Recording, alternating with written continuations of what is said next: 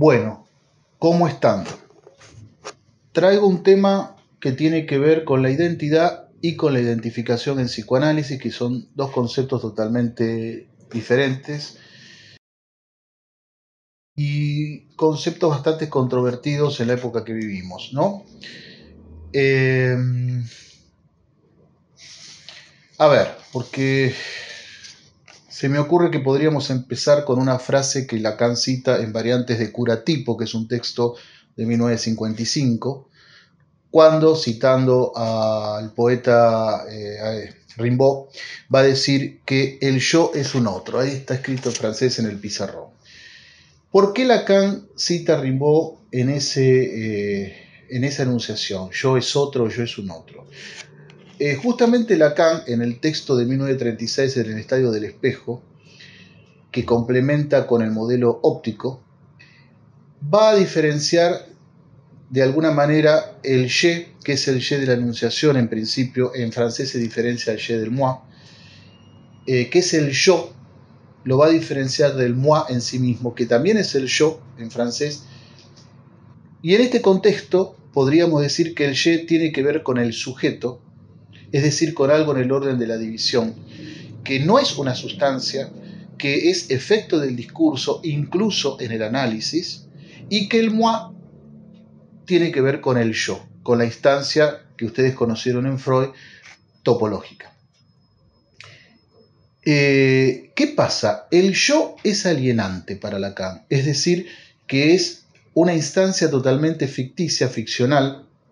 Ha llegado a decir que es la enfermedad del hombre, que es un síntoma como tal, lo dice desde los primeros seminarios.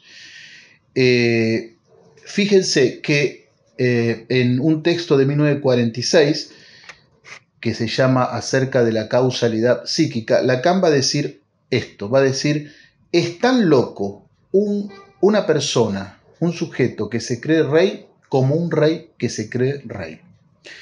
Esto es el yo. Este yo, que no es más que una instancia imaginaria que tiene que ver con el cuerpo, cuando uno dice, ¿no? Incluso señalándose yo soy yo. Lacan en el seminario 23 va a decir, ya decir que el sujeto tiene, ya decir su cuerpo, no decir su, dice, es decir que lo posee como un mueble, por supuesto, va a decir. ¿Qué les estaba diciendo? Hay un descentramiento entre el sujeto y el yo. El sujeto no tiene ser, es una instancia que aparece en el análisis, y el yo se crea a través de identificaciones. Lacan va a decir que es como una cáscara de cebolla, y el concepto que decíamos antes, la idea de la enfermedad mental del hombre o del hombre como debilidad mental, esto es lo que Lacan utiliza para hablar del yo, y por eso se ha peleado durante toda su vida con la psicología del yo. Ahora bien, una definición canónica que tiene Lacan de significante es que es lo que representa a un sujeto para otro significante. Para Saussure el significante es lo que otros no son, es decir, que un significante en sí mismo no significa nada. Va a depender de una cadena y en el análisis de la escucha del analista. Es decir, que lo propio del significante es que A no es igual a A. Por lo tanto, fíjense ustedes cómo en el tema de la identidad y del yo ya nos estamos abriendo. Podríamos decir que un camino es la identificación, que es inconsciente, y otro camino va a ir por el lado de la identidad. ¿Qué quiere decir que el yo se crea a través de identificaciones? Bueno, en principio no que, por ejemplo, B se transforma en A, sino que es A quien va a producir a B. Y esto es lo que vamos a ir conociendo como el matema lacaniano del gran otro. Ahora bien, ¿por qué Lacan dice que el yo es síntoma y nos conduce a la debilidad mental? Primero, porque ignora la falta. Y segundo, porque se ubica justamente en relación con lo primero en la certeza. Es decir, por eso al sujeto Lacan lo va a matematizar y a graficar con una división, con la barra de la división, que podríamos decir que es la misma barra que divide el significado del significante. Es decir, esa división entre lo que dice, condicionado obviamente a lo que se escucha, a lo que el analista va a escuchar, y lo que sabe. Entonces, como dice Lacan en el seminario 1, el sujeto cuanto más se afirma, más se aliena. Recuerden que la palabra alienado quiere decir loco, por eso Lacan ubica en el yo y en la infatuación específicamente, es decir, en creérselo, la verdadera locura. Y esto también lo toma de Hegel. Y ahí otra vez retomamos a la frase del rey. Cuando uno dice, por ejemplo, yo soy Napoleón.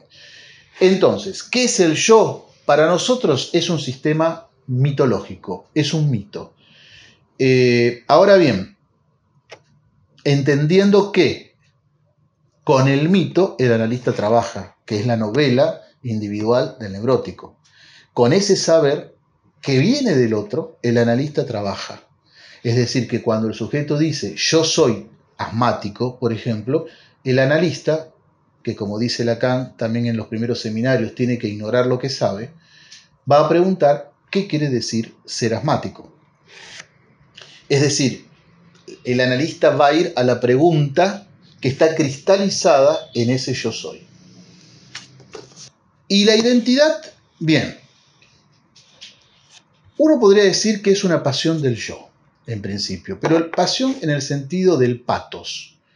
Porque, insisto, en términos clínicos, cuanto más me alieno a una identidad, cuanto más digo yo soy, menos me escucho, por decirlo así, menos se escucha el deseo, menos se escucha la división. La identidad lo que trata es de que no haya división. Ahora bien, como yo es otro, habíamos dicho, la identidad también va a ser del otro. Es decir, que perdura hasta que, como dice Lacan, el único y verdadero afecto, la angustia, empiece a aparecer en el sujeto, barrándolo y cuestionándole la pregunta, bueno, ¿qué soy? En la clase, en la sesión del 25 de mayo del 55, en el seminario 2, Lacan dice, es el mismo seminario donde, en la misma clase, donde Lacan se pregunta por qué los planetas no hablan. Y dice, no hay imagen de identidad sino relación de alteridad fundamental. Fíjense que entonces la identidad, como está escrito también ahí en la pizarra, no tiene nada que ver con la verdad del sujeto. Es decir, se podría decir que es un señuelo puramente imaginario, que obviamente tiene marcas en el reconocimiento, es decir, que obviamente hay marcas simbólicas. Y cito algo que está en el seminario 12, en la sesión del 16 de junio del 65, donde Lacan dice, desde el tiempo en que he mostrado que la psicología está tejida de falsas creencias, llamemos las cosas por su nombre, el de esta identidad intuitiva que se llamaría el yo, me parece que he recorrido bastante camino para mostrar dónde se puede trazar otra vía totalmente distinta. Estamos en el seminario 12 y creo que nos está hablando de todo lo que él dictó durante un año también a partir del seminario 9. ¿Por qué decimos que la identidad es una cuestión imaginaria con marcas simbólicas? Bueno, recordemos algo muy clásico, la identidad sexual, u otra cosa que es el nombre. El nombre y las marcas simbólicas que a partir de una identidad sexual, por ejemplo, el gran otro va a aportar al sujeto. Por ejemplo, si es varoncito, lo va a vestir de celeste, si es niña, lo va a vestir de rosa, y así toda la ruta que sabemos. Los juegos para el varón, los juegos para la niña, incluso los oficios. Ahora, ¿qué sucede con esta cuestión? Sucede que, como habíamos dicho en otra oportunidad, yo les voy a dejar, le vamos a dejar acá el link del otro video. La sexualidad es un saber en falta para el psicoanálisis. No hablamos de sexualidad en sí mismo, sino de sexuación, de un aparato lógico, y el significante falo es el que va a funcionar justamente como eje y pivote de estas cuestiones. Por lo tanto, tanto niño, niña, mujer, hombre, trans, son todos significantes, lo dice Lacan, no solo en los primeros seminarios, sino también claramente, bueno, el seminario 3 lo dice muy claramente, incluso dice que noche, día son todos significantes. Lo dice en el seminario 20, en Paidós, en la página 52, donde dice, hombre, mujer, no son más que significantes. Es decir, está diciendo lo mismo que dijo hace 17 años antes. ¿Y qué es un significante? Como habíamos dicho, es lo que representa a un sujeto para otro significante en principio. Entonces, ese significante que lo va a representar es un significante muy especial, un significante que no es cualquiera y que Lacan llamó S1, que es un significante amo, y que dice que es un significante que designa la diferencia en estado puro. Entonces el sujeto queda representado por un significante amo. El sujeto en Lacan, como dijimos, no es causa en sí mismo, de sí mismo. Entonces nace en el campo del otro. Con el análisis, el producto de la lectura, del trazo, de la letra, va a producir que el sujeto, justamente, valga la redundancia, se produzca entre la cadena significante entre S1 y S2, que es la cadena del saber. Ahora bien, el sujeto, como está escrito acá en la pizarra, está en A como se ve dividido. Esto es un esquema que Lacan llamó el primer esquema del seminario Días de la Angustia, de la clase del 21 de noviembre. ¿Qué sucede? Si con la identidad el sujeto intenta responder al qué soy yo o qué quiere el otro de mí, por ejemplo, en la batería significante, el gran otro, el otro, como ustedes ven, el sujeto queda del lado del gran otro, pero el gran otro también se barra. Del otro lado está barrado. ¿Qué quiere decir esto? Que no hay un significante menos, como se dice habitualmente. Es decir, que no puede responder el gran otro a eso. Y acá tenemos el problema, incluso el problema del fantasma. Entonces, recapitulemos un poquito. 1936, Estadio del Espejo, Lacan nos va a hablar de la asunción de la imagen especular como fundadora del yo. Va a decir que la identificación es la transformación producida en el sujeto cuando asume una imagen. Y en 1962, en el seminario 9, seminario que se llama La Identificación, el sujeto es representado por un significante, se encuentra en posición de exterioridad en relación al otro, es decir, donde se reúne el resto de los significantes. Y hay algo que no puede saber, que es que el nombre de lo que es como sujeto de la enunciación, es decir, del ye. Entonces, en la misma clase donde Lacan dirá que el neurótico quiere transformar el significante en aquello de lo que él es signo o hace signo, en esa misma clase Lacan va a decir, es la clase del 14 de marzo del 62, seminario 9, va a decir, si alguna vez el sujeto, como es su objetivo desde la época de Parménides, llega a la identificación, a la afirmación de que es lo mismo pensar que ser, en ese momento se verá irremediablemente dividido con su deseo y su ideal. Es decir, volvemos otra vez a que podamos entender que existe un significante elidido que será justamente llamado rasgo unario en el seminario 9 y que dice Lacan en la clase 19 de ese seminario que es aquel que no puede repetirse sino por ser siempre otro. Es decir, que uno podría llegar a decir que cuanto más identidad hay, menos posibilidad de que el sujeto se escuche desde el lugar desde donde es deseado. Habíamos dicho antes que nosotros nos manejamos con la sexuación, con el referente fálico. Les cito algo que dice Lacan en 1971 en una conferencia que se llamó Hablo a las paredes. El término falo designa cierto significado, el significado de cierto significante totalmente evanescente, porque en cuanto a definir qué es el hombre o la mujer, el psicoanálisis nos muestra que eso es imposible. Entonces, volvemos otra vez sobre los dos conceptos, identidad e identificación. Una vez en un congreso, hace muy poquito, de psicoanálisis, tuve que llenar un formulario de inscripción donde se me preguntaba a qué escuela psicoanalítica pertenecía. Yo no puse nada porque no pertenezco a ninguna. El concepto de identidad, desde Freud para acá también, hay que leer un poco Psicología de las Masas y Análisis del Yo, hay que leer Duelo y Melancolía, produce la unificación de los sujetos con determinadas características, con determinados ejes en común, por decirlo así, y los agrupa. Y este es el concepto de identidad de género. Esto es lo que pasa en las escuelas de psicoanálisis también.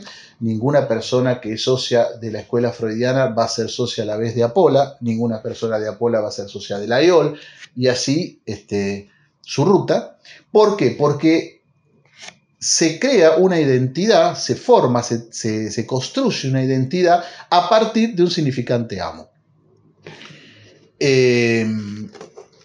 Les decía, bueno, esto también ocurre con las grandes masas, por eso les hablaba de Psicología de las Masas y Análisis del Yo, del texto de Freud, y no hace falta ir muy lejos. Tenemos la Segunda Guerra Mundial y la cuestión de cómo la gente quedó identificada con lo que Lacan llamó el bigotito de Hitler, en ese mismo Seminario 9. Es decir, cómo, en términos más macrosociales, si se quiere, el sujeto puede estar tomado por ciertas identidades, no quiero decir identificaciones, identidades con las cuales el sujeto de alguna manera responde. Leo lo que dice Lacan en el Seminario 6, página 371. El sujeto se abisma en el vértigo del dolor y encuentra, en cierta relación con el objeto desaparecido que de alguna manera nos es ilustrada por lo que ocurre en la escena del cementerio.